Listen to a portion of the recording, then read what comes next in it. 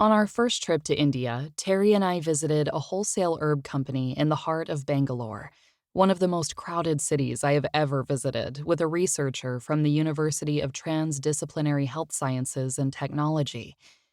We got out of the car on the side of a busy street and followed the researcher down a narrow passage, winding around motorcycles, pedestrians, and porters carrying huge sacks on their backs, and entered a narrow shop. Several men gathered around a desk at the entrance to the store. The researcher explained why we were there, and one of the men nodded and led us into the back section of the store. Open sacks of dried plants were piled from floor to ceiling on both sides of the long, narrow room.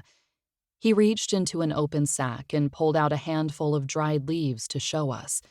He reached into another open sack to show us a dried root, which he put in a tin container so we could take a closer look. He then left the plants in the tin on top of the sacks and looked for something else to show us.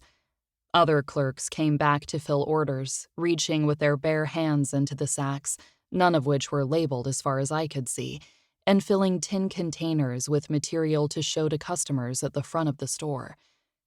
There are thousands of wholesale companies in India like this one, where buyers on the open market might purchase herbs. I thought about how many hands had touched the contents in each bag and wondered when those hands had last been washed. I thought of how easily the contents of one sack could spill into another, or how one type of plant material might be mistaken for another because the bags weren't labeled.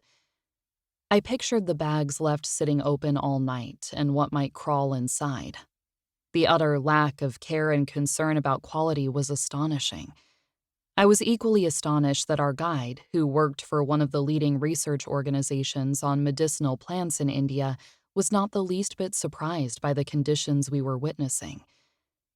The following year, when I returned to India as a Fulbright scholar, I visited an herb broker south of Madurai, a hot, dusty cow town whose main claim to fame is the Meenakshi Amman temple, dedicated to Shiva and Parvati. I had first met this broker, who was introduced to me as Mohan when he gave a keynote presentation at a conference on the medicinal plant supply chain at Tamil Nadu Agricultural University. Wanting to learn more about his work, I scheduled this visit and also invited Dr. Aruna Ramachandran, a botany professor I had met at the conference. Mohan met us on the side of a busy road. He climbed aboard his motorcycle, a lungi pulled up over his knees to lead us out of town to his factory. The landscape was flat, dry, and hot. The sky was white from the ever-present heat of southern India. Mesquite trees, planted by the government, were scattered in an otherwise empty expanse that spread out from either side of the road. Following Mohan's motorcycle, we drove past depressions that had once been lakes, now empty, and riverbeds now dry. Garbage and trash filled ditches along the road.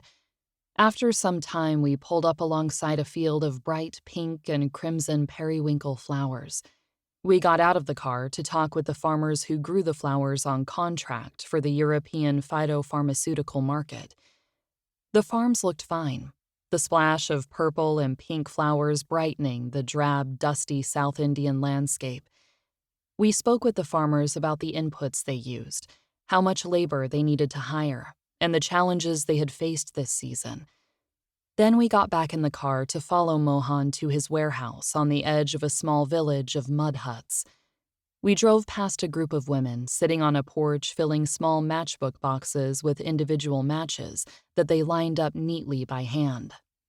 I realized I had never considered how matches ended up inside the boxes, nor considered whether they might have been placed there by hand by women in rural India. Mohan led Aruna and me into a dimly lit room filled with piles of dried roots, twigs, and leaves. These conditions were nothing like what I'd been taught about how to store medicinal plant materials, the importance of making sure they are covered and not exposed to fluctuating temperatures, moisture, and dust. I remembered the strict rodent control system I had observed at a processing facility in Poland, and I was dismayed by the gaping holes in the walls of this warehouse, imagining the rodents that bedded in there at night.